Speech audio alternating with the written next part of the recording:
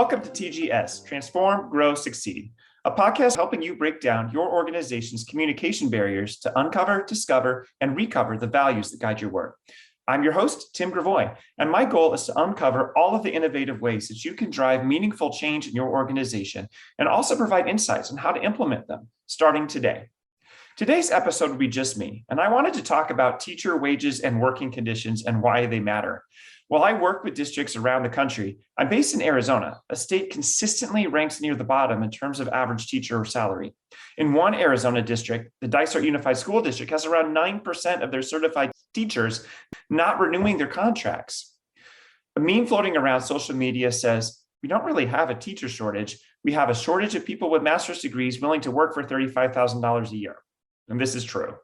Add to this the pandemic, which forced schools to completely transform the way we worked 2 years ago, only to change 1 year ago, and we're likely facing more dramatic shifts in the years to come. Oh, and also, let's make sure we spend lots of time in professional learning communities, response to intervention meetings, PBIS meetings, faculty meetings, and have your lesson plans turned in by Friday and your objectives posted on the board. Teachers need and deserve money. Teachers need and deserve time. Today's episode is about how some leaders I know have used a masterful blend of creativity and creative noncompliance to help teachers with both, even when their state legislator thinks that teachers should work for free. First, let's talk about money. Teachers spend an average of $750 per year on supplies for their classroom. And according to a recent survey, 30% of teachers are spending $1,000 or more. If you are a school leader or central office administrator, you may not personally be capable of raising teacher salaries. However, you might be able to provide teachers with a budget for supplies. Some principals shift money from custodial supplies to classroom supplies, and they ask teachers to submit a list of supplies for school to purchase at the end of every semester. Other principals ensure that anything a teacher wants that might connect to their title grants, like their Title I funds or Title III funds, gets written into their school improvement plans every single year. We may not be able as individuals to raise teacher salaries directly, but we can minimize some financial burdens on teachers. Another way the schools support teachers is to stop asking them to pay for their own ongoing professional learning. While many districts have funds set aside for professional learning or professional development, most districts sweep those funds into their own professional development plans before considering whether teachers themselves should be involved in selecting and planning what they want to learn. I see teachers all the time who are using their own credit cards to take workshops with me on self-care, trauma-informed practice, positive behavior intervention and support, or database decision-making.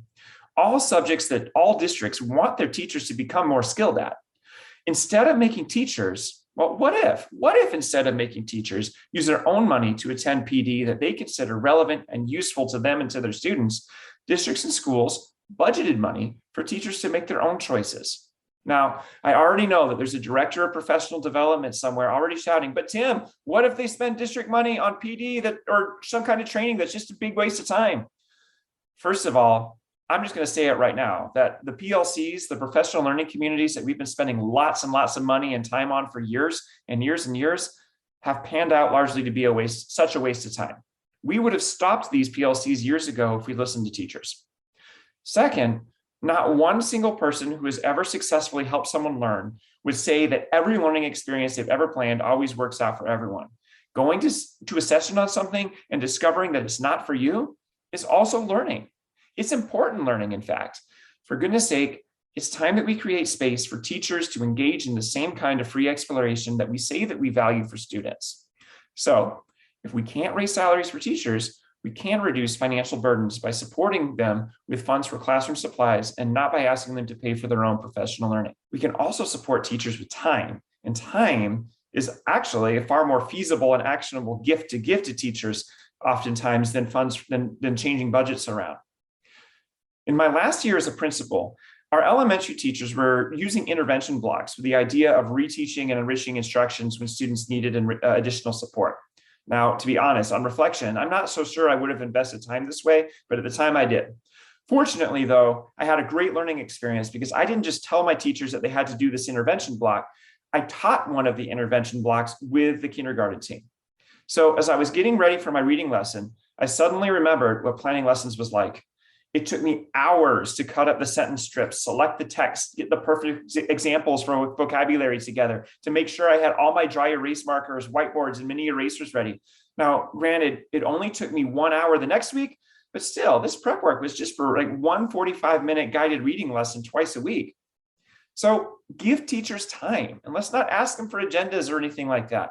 If you need teachers to submit an agenda for compliance reasons, create that agenda yourself and keep it deliberately as loose as possible. Give your teachers time to work together on projects that they already know are useful, and provide only as much structure as teachers ask for, and get out of the way and let them do the work. So another thing that we did, and granted, this was before pandemic when finding substitute teachers was a little bit simpler, but to give teachers time, I would hire subs for each grade level team whenever they asked for a planning day, up to once a quarter. Well, what did teachers do all day when I hired these subs? To be honest, I didn't spend a lot of time guiding that. But some of the things that they chose to do on their own included looking at student data. They planned reading, math, and social studies units. They coordinated logistics for field trips that connected with projects that they were doing in class, because planning a field trip does count as learning. And it takes time, and it's time that should be built into their day to do if we want kids to go on field trips.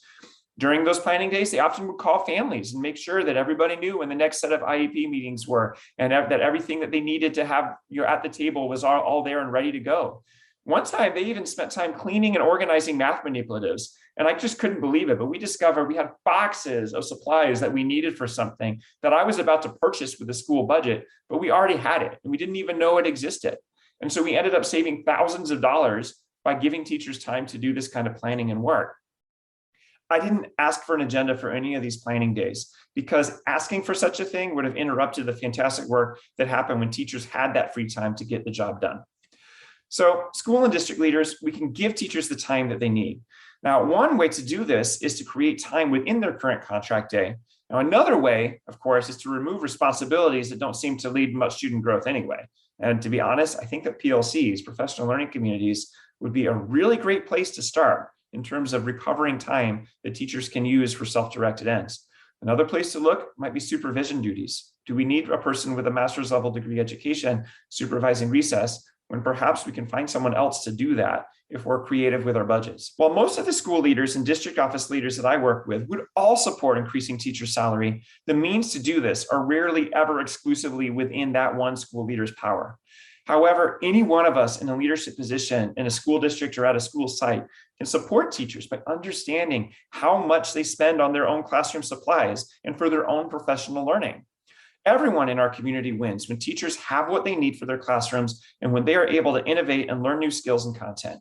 Let's not make them pay for that themselves when it's an essential part of their job.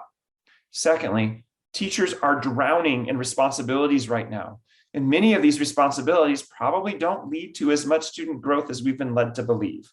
These include countless days spent testing, often on assessments that the state doesn't even require, or in meetings for professional learning communities, response to intervention, PBIS, etc. We can give teachers more time by reducing these kinds of obligations. Also, we can consider creating time within teachers' contracted day for collaboration, but on teachers' own terms. I promise you, teachers are the least likely group of people I know to waste a gift of time, and they are among the most grateful for that time when it happens. Thanks for tuning into our show today, everyone. And I hope that you learned a thing or two about supporting teachers by protecting their money and protecting their time.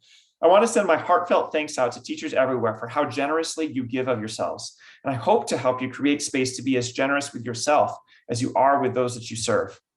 If you've enjoyed our show, please share and give us a rating on the podcast platform that you listen to us on. And for more information about me or about the show, please visit us online at tgseducationalconsulting.com. Until next time, this is Tim Gravoy wishing you continued transformation, growth, and success.